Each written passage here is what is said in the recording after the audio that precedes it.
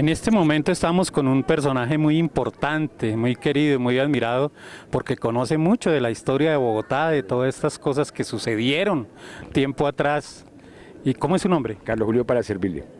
Don Carlos Julio, usted conoce muchas historias. Cuéntenos sobre el Congreso. ¿Qué nos quiere contar sobre la estatua de Bolívar? Primero que todo hay que hablar como Bogotá cuando era pequeña, cuando Bogotá era pequeña, aquí hasta San Diego era pequeñita. Entonces se suponía que Bogotá iba a crecer urbanísticamente hacia el sur.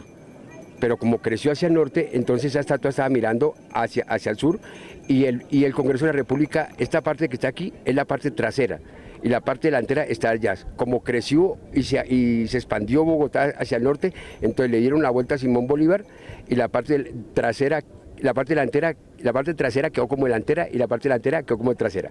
Ahora hay que ver una cosa importante, al Congreso de la República se le conoce con el nombre del enfermo de piedra o la piedra enferma. ¿Por qué? Tardó 85 años en su construcción debido a las guerras civiles de nuestro país entre liberales y godos. Se acaban las guerras en el año 1848, estando el presidente Tomás Cipriano Mosquera lo inaugura. A Tomás Cipriano Mosquera le tenían un apodo muy grotesco, le decían mascachochas porque tenía un tiro en la carraca. Hay unas águilas arriba, tienen pies de león, se llaman grifos o gárgolas, que es mitología griega, y su arquitectura griego-romana. Esa arquitectura allá al frente es neoclásica francesa. Ese edificio era de un francés. Antiguamente eran unas galerías donde venían las telas de Europa y España para los que vivían en la Candelaria cuando era pequeña. Se le conocía con el nombre del edificio Los Arrubla. El francés fracasa económicamente, necesita dinero, le prende candela al edificio de Heredia y se larga. Este incendio fue antes del 9 de abril. Se pierde mucho documento histórico. Al recuperar la arquitectura lo nombran Palacio Oficio Líbano Aguirre, Alcaldía Mayor de Bogotá. Hay que tener una cosa importante dentro del Congreso. Allá afuera hay dos placas, terminando con eso, dos placas que son muy importantes de la historia. Póngale cuidado, teniendo en cuenta que Policarpa Salabarrieta tiene una estatua en la 19 en las aguas. Entonces la primera placa habla homenaje a Policarpa Salabarrieta, la segunda placa habla de dos grupos de pelotones de fusilados que los españoles ejecutaron en ese sitio. Uno en 1816, otro en 1817, aparece fusilada Policarpa Salabarrieta, Camilo Torres, Manuela Beltrán y Antonio Baraya. Los otros próceres que nosotros no reconocemos dentro de la historia, pero que merecen un reconocimiento, aparecen en el segundo plano. A ese muro se le llama el muro fusilados. ¿Por qué está la estatua allá en la 19? Porque la toman prisionera allá, de allá la traerán hasta acá, la sientan, le amarran las manos, le vendan los ojos y la fusilan. Por eso se llama el muro fusilados. La casa de la esquina, actualmente es la casa del Instituto de Cultura y Turismo. Antiguamente esa casa se le conocía con el nombre de los comuneros o criollos, que es la raza entre españoles e indígenas. Comparando esa casa de la esquina de los criollos, que actualmente es la casa del Instituto de Cultura y Turismo, comparándola con esta la casa del florero, si a esta casa se le llamaba a los criollos, ¿cómo se le llamaba a esta casa? Se le llamaba la casa de los chapetones. Como Llorente era un español y los españoles en esa época le decían chapetones, entonces hicimos chapetones y criollos como en un cuadrilátero de esquina a esquina. Y luego a la de allá. Los comuneros o criollos. Criollos y chapetones. Bueno, entonces vamos a hacer una cosa, como eran en la esquina, como en un cuadrilátero esquina a esquina, hay que tener en cuenta esa puerta falsa que hay arriba. La gente cree que es el mejor chocolate, el mejor santafreño y ha tomado auge. ¿Por qué? Por algo es puerta falsa y como todas las placas que existen acá son de historia y son verdaderas porque antiguamente no habían nomenclatura, sino se distinguían con calle real, la segunda calle real, calle El Coliseo, así se identificaban las avenidas. Esa puerta falsa era el local de esta casa. El 20 de julio de 1810 era un viernes, la gente haciendo mercado aquí, cuando de pronto aparece la disputa por un florero. El uno que sí, el otro que no. Bueno, lo cierto es que aparece roto. Si usted entra al museo, hay dos estatuas dando ese puño. Llorente, que era un español, dice: a mí me respetan la casa, carajo, a pelear a la calle. Coge una escoba y apunta escobazo, lo saca por el solar. Si no hubieran salido esos desgraciados, se hubieran matado ya adentro. Entonces la salida está en esa puerta falsa que le da la independencia al país en 1810. Sin esa puerta no hubiera habido independencia porque tenían por dónde salir. Pero mire lo que sucede después. Esto fue en 1810. Allá en esa casa sucede otra cosa. Antiguamente los españoles sacaban comunicados edictos. En esa época se vivía de la chicha y el tabaco, le suben el impuesto a la chicha y al tabaco y se lo rompen.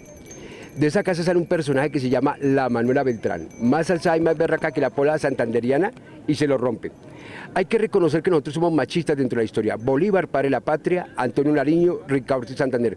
Pero que es Antonia Santos, Manuelita, Policarpa, esas indias negras zarrapastrosas y greñudas, como las trataban los españoles, es lo que le huele a España y actualmente. ¿Sabe por qué? La ley no la rompió un indio, se la rompió una india, mujer mestiza y mulata. Desde que la rompió y fue fusilada, se le sigue aplastando a la mujer campesina y mulata. hay que tener en cuenta una cosa de la historia, que la historia no recalca, y es importante, esas mujeres fueron heroínas. Sin esas mujeres no hubiera abierto el campo Simón Bolívar, porque esas venían de Socorro y Charalá y San Gil haciendo manifestaciones, y atrás venían los indios. Entonces, esas mujeres marcaron un proceso entre la historia del país y hay que reconocerlas como heroínas. Pero eso se lo dejamos a la historia. Para tener en cuenta ya lo último, subiendo el Colegio Mayor de San Bartolomé hacia arriba, hay una iglesia que se llama la iglesia de San Ignacio de Loyola, fundada por los jesuitas, al mismo tiempo con el Colegio Mayor de San Bartolomé en 1604. Frente a la iglesia, y como es el espaldar del Palacio Arzobispo de la Curia, van a encontrar un jardín, la estatua de José Rufino Cuervo, y a la parte de atrás 2 murales grandes de piedra, las proclamas de Antonio Nariño, los derechos del hombre escritos en piedra.